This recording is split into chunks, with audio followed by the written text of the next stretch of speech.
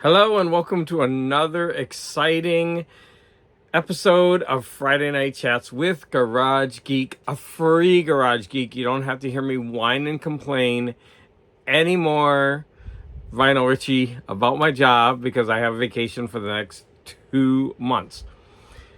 Now, the last couple of days I've been making a bunch of videos, and that's because I have the time. And I know that I'm going on vacation on Monday, a couple days, and so for 2 weeks I'm going to be gone.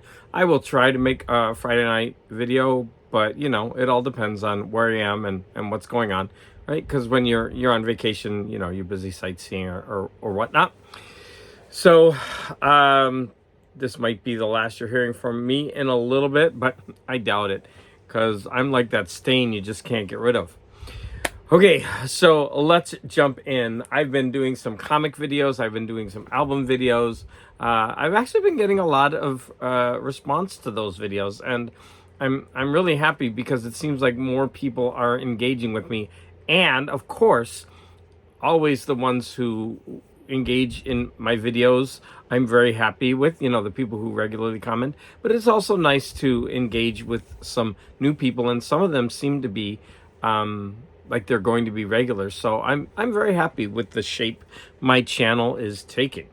So where am I going to go first? I've got books, movies, and just a bunch of pictures. Today I'm gonna show some weird pictures, and I might even show some video clips using my iPad. If you don't like that feature, or if you like it, let me know. So basically I filmed a couple of things while I was watching them, and I'm going to show you the clips. If that doesn't work, just tell me and I will leave that off. Because normally when I make my videos, what I would do is I would edit those in, but I don't edit my Friday night videos. So I thought, well, let me try this. All right, here we go.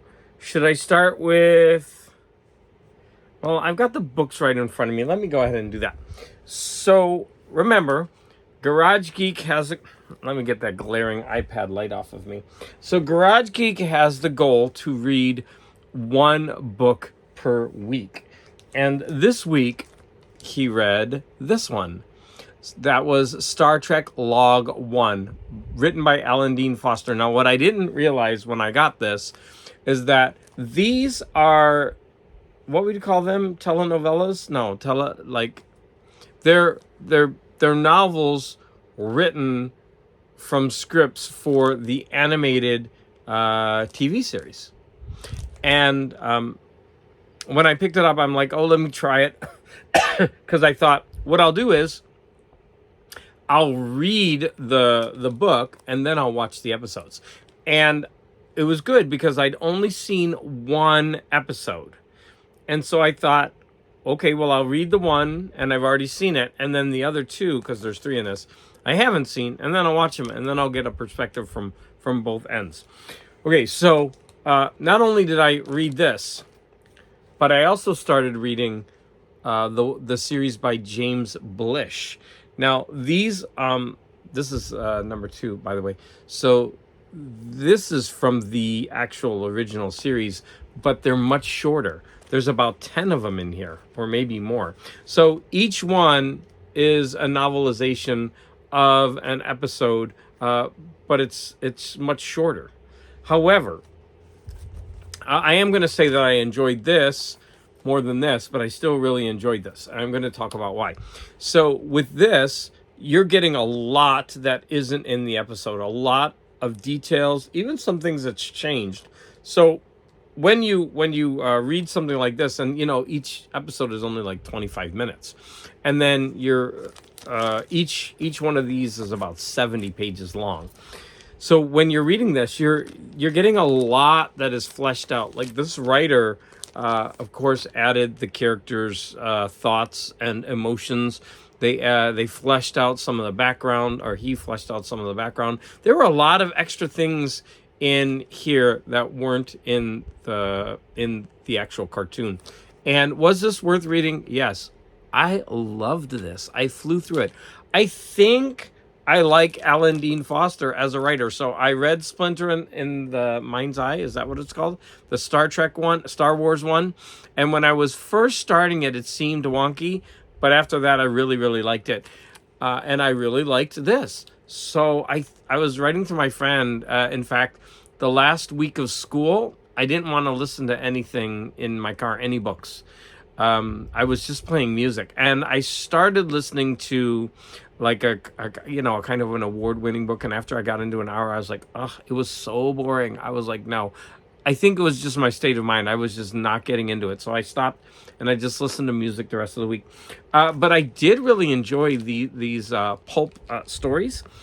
And so I read these two, and I read this entire thing, and I read two of the stories. And I'm gonna actually break them down for you. And I also read a Leave It to Beaver story. Now, there's a bunch in here. There's like 1, 2, 3, 4. There's 6. And you can see like the writing is gigantic. But the reason this caught my eye is, number one, it's a Leave It to Beaver. When I saw it on Whatnot, I wanted to get it. Just because, it was cheap and it was cool. But look at the writer, Beverly Cleary. Now, if you don't know Beverly Cleary, like, I grew up reading Beverly Cleary's books. Beezus and Ramona and all of those books. Now, I can't remember really what they're about. But I remember really enjoying those books, and I thought, well, if why don't I go ahead and try this? And the first story was about Beaver and his neighborhood friends. They're all buying pigeons, not pigeons, pigeons, homing pigeons, because they want to train them, and they're making a homing pigeon club. Now, his friends got their birds already for like 2 weeks, but Beav didn't want to tell his dad and mom because he knew that they probably wouldn't allow him to have them. And so he's stalling picking them up, even though he's already paid for them. And when he finally brings them home, they allow him to have them because they think it will build responsibility in him. Something goes wrong. The birds have lice, and the whole family feel like they've been infected. It's a really cute story, and Beverly Cleary did a great job, and I'm going to enjoy reading more of Leave It to Beaver. Okay, before I go more into the Star Trek, I wanted to show you that I bought 2 lot of Star Trek books, and I've actually got another on the way. So I have the James Blish series, and of course, you can see that I'm missing some. I have numbers 1, 2, 3, 4, 5, 6, 7, 8. I'm missing 9. And I think they go up to like 15 or so. So I don't have all of them. And then I got this interesting one. Just got this one, Spock Must Die. And this one is going to be interesting because it's an original novel. It's not based on the series like these are. I'm wondering... Yeah, so these are all based on the episodes. Now, maybe the later ones, they'll be longer because there's only 6 in this. And I think there's a lot more in the one that I have. Now, I also got a variation. So notice that this is both the same book, but I have it in two different covers. So that's interesting. And then one is a black spine and one is a white spine. But otherwise, they're exactly the same. So I'm going to go ahead and put the black spine one back, if I could find its location. But what I was really interested in is I wanted number 1, because I jumped into number 2. And first of all, this has a better cover. Look, it's a painted cover. So I much prefer this cover to this one. Boring.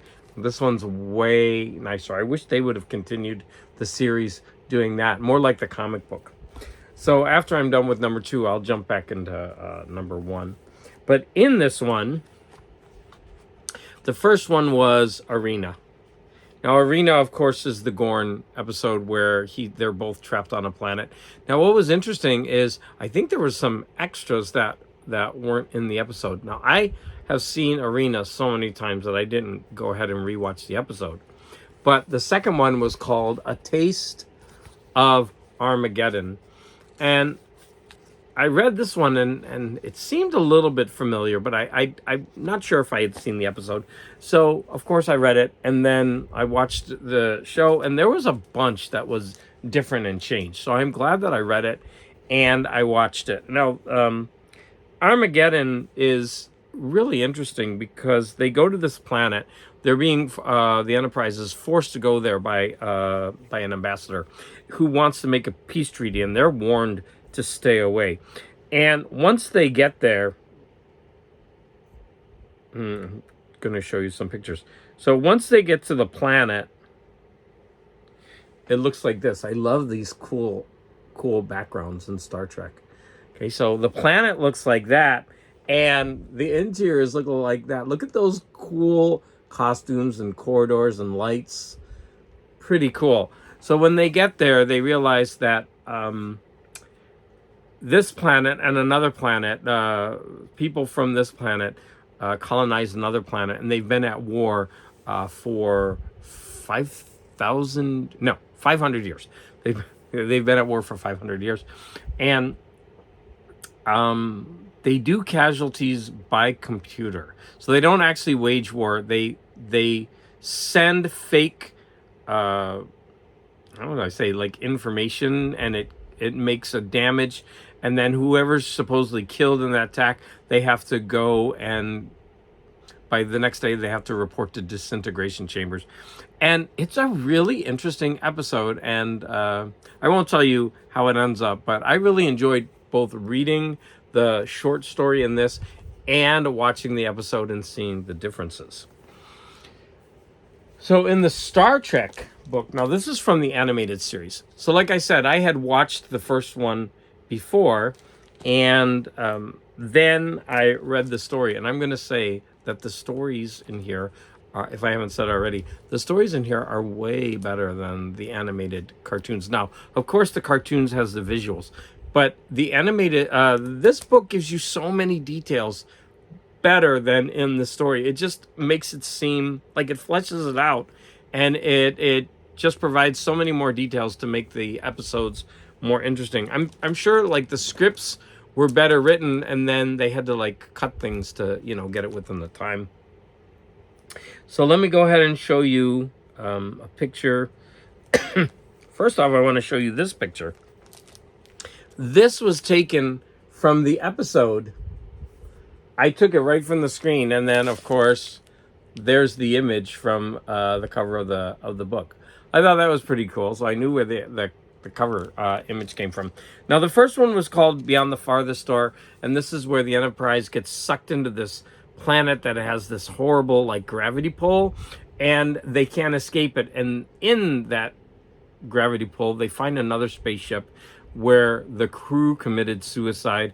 What they don't realize is that the crew committed suicide because there was a parasitic entity that took over their ship, and it was just waiting for the Enterprise or any way to escape that gravity well.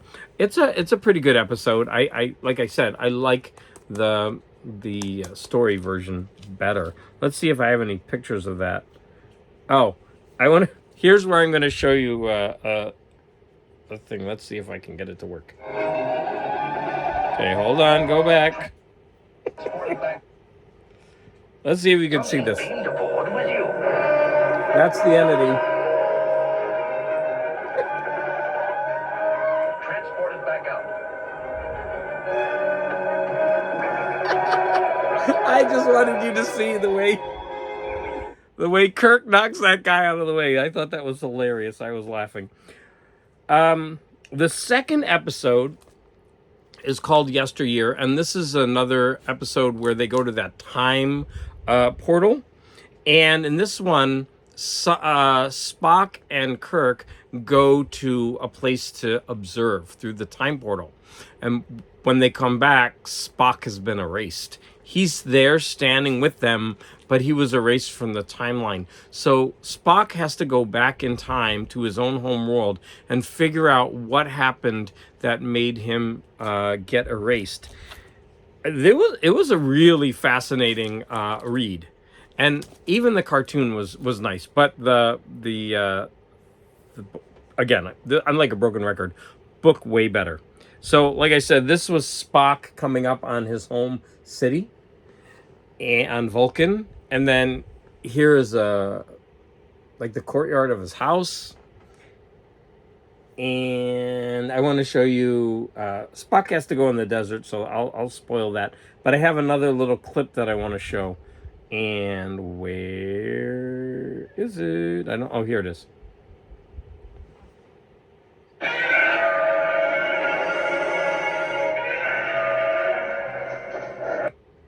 Now the reason I showed that is because they totally ripped off the Godzilla sound. I mean that, like that, whatever he's. I mean, come on. I guess because Paramount also had the Godzilla rights or something, they used the Godzilla sound for that. It just seems so out of place coming from that tiger's mouth. Of course, it's not a tiger, but it's a Vulcan tiger. And the third episode is one of our planets is missing. Now, this was an interesting one. This gigantic cloud envelops a planet and breaks it apart. And the Enterprise goes to investigate, and they get sucked in. This cloud changes direction and goes toward an inhabited planet of like 8 million people, and it's 3 hours away. So they have to call, send a message and say, look, dude, you have 3 hours. I don't know what you're going to do, but you got to get some of the people off the planet. And meanwhile, in that 3 hours, they are trying to find a way to destroy this cloud when they realize that the cloud is sentient. And now a couple factors come into play because it's a sentient being. They're not allowed to kill it. But then they have to weigh, the fact of 8 million lives versus this. And so they're trying to figure out a way from within it, because they're like a speck inside this giant cloud. How can they communicate with it? It was a pretty great episode. Again, better. And let's see if I have any. Oh, I just have one picture. They have to go into the antimatter chamber, and I took a picture of that. I thought that was cool. It's very, how would you say that? Jack Kirby, this, I thought. Okay. So I've gone on and on about Star Trek. You probably don't even like Star Trek. So let me just, I don't know if I should even do this. I've been watching the first episode of Lost in Space. You know what? I think I'll save this for another one. I took some video of this one too. And another movie, two more movies that I want to talk about. Well, I haven't talked about it yet. So the first movie, No Solution. Scott at No Solution, he wrote me because, he can tell the kind of movies I like. He's like, oh, I just saw this really cool movie, low budget, very low budget, on Hulu. It's new. It's called Aporia. So there's the movie poster. So you got some people upside down, and you got someone right side up. And it's about time travel, and it's a kind of about alternate realities. It is low budget. Now, I didn't know what Aporia meant, so I went ahead and looked it up. An irresolvable internal contradiction or logical disjunction in a text, argument, or theory. So an irresolvable internal contradiction. Now, in this story, I'm just going to tell you the beginning. I won't reveal what happens. But in this story, this man creates a machine that can send a time bullet. So basically, it could send a charged particle or some kind of particle into someone's brain, causing an aneurysm and causing death. And they start to use this in very interesting ways to change time. The people who are next to the machine don't see the time changes, but everyone else around, to them, it's reality. And so it was a fascinating movie, very low budget, but this is the kind of movie that I love. For the average viewer, I would say, because it's low budget, maybe a 3 out of 5, but for me, 4.5 out of 5. I won't say 5 out of 5, but it is a very, very good movie. I recommend it if you like low budget and that kind of scenario. Watch Aporia on Hulu.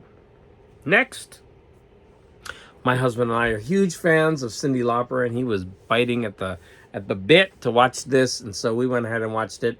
And so this is a documentary about Cyndi Lauper's life. She's getting ready to do her so-called final tour. I've seen Cyndi Lauper in concert many times. My husband has seen her even more.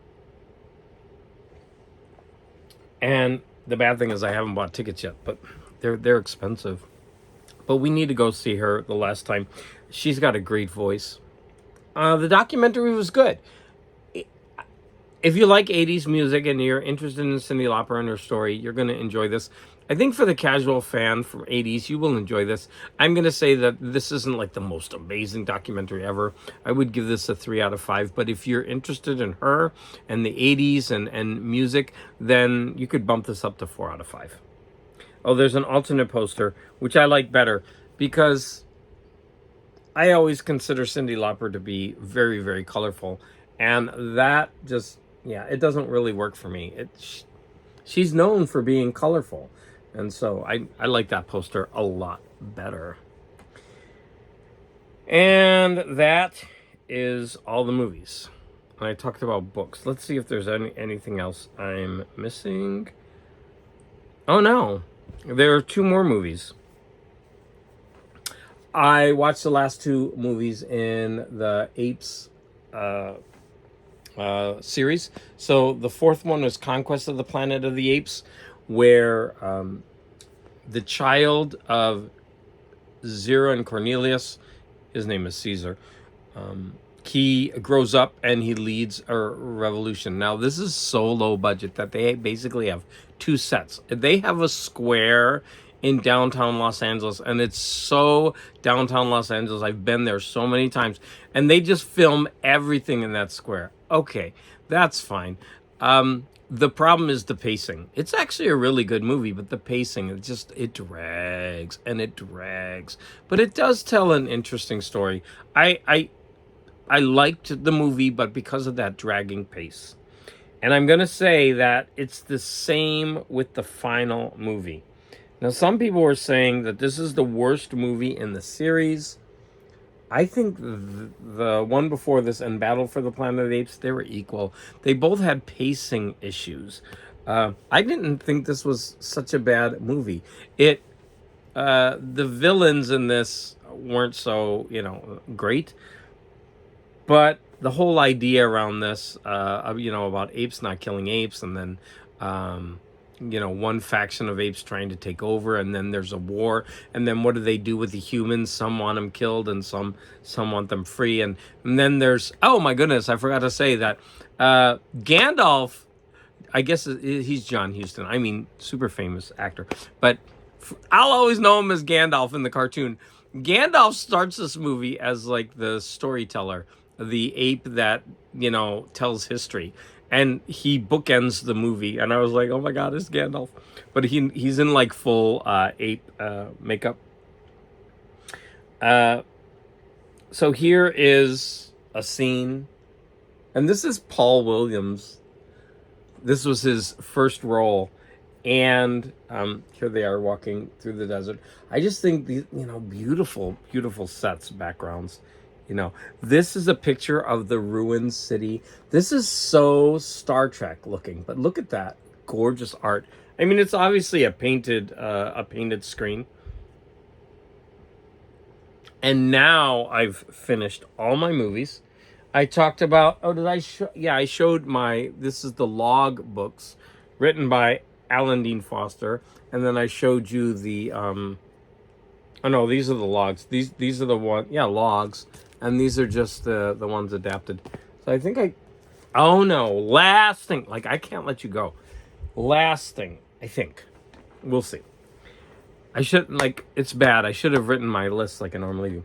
I got a trading card set in the mail. I was very excited to get this. I paid, I think, $12. Maybe $14 with shipping. It was okay. Now, they gave me all these, these weird...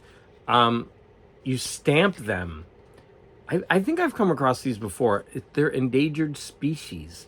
And each card, I don't know how it works, but I think they're put out by the United States Postal Service. And I think you get stamps to put on these cards. If anybody knows about this, I am fascinated. I want to know about this. There must be a binder that these go into, and the stamps. It's just so cool. And then the back, I think I had a set of these at one point in my life, because that's like combining stamp collecting and trading cards. I'm in.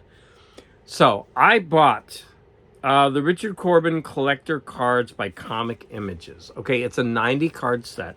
And, you know, it's all Richard Corbin art. I got to be careful because he's got a lot of nudity. Oh, okay, here's a spider. So let's see if you can see that. I mean, it's Richard Corbin art. It's quirky. It's his style. But, I mean, everybody loves Richard Corbin art, I guess. So I had one problem. It's a 90 card set and there was one card missing. And I was like, oh, come on. Like, when you order a full set of cards, you can't have one missing, because how are you ever going to get it? Like, you're going to, like, randomly, like, search for one card and have it sent to you. And, like, they advertised it was the full set. So I wrote to them, I'm like, look, I checked 3 times. Number one, the cards were all out of order. So I put them in order, and I checked 3 times, and there's just one card missing. And I also wrote, I hope that you have the card somewhere, maybe in another set, that you could send to me. But look, I don't want you to lose out on shipping or anything like that. So I'm more than happy to buy another couple of card sets, and you can send that card, you know, with the other sets. I don't know. They haven't written me back. It was 2 days ago, but I mean, it's not that long. But normally people, when you write them on eBay, they get back to you quickly. So I don't know how that's going to be resolved. It's silly, right? But the thing is, there were a lot of people selling these for the same price. And so, I mean, it's kind of a bummer. First world problems. I had to think, wait, are we first world? Yeah. First world problems. Last week, I forgot to mention it was Donald Duck's 90th birthday. I forgot to mention that. So happy birthday, belated birthday, Donald Duck, not Daffy Duck, Donald Duck. There was a news story on NPR, and they talked about the history and his first appearance and which cartoons, and how he kind of he was like a foil for Mickey, and he could do all the things that Mickey couldn't, because Mickey had to, you know, have his like his mean, what do you call that? His character untarnished or unblemished. So Donald was able to do all the mean and nasty things that Mickey couldn't. Yeah, kind of fun. So Donald Duck has certainly worked his way into so many people's hearts. So with that, we're going to leave it to Beaver. We're going to say goodbye. I'm sorry, this was like a rambling episode. I really need to write down what I'm doing, script it. There's something I wanted to say. Oh, Vinyl Richie put out a video. Oh, wait. He did his loser video, which was pretty funny, but he did another video that I wanted to talk about, and it wasn't the loser video.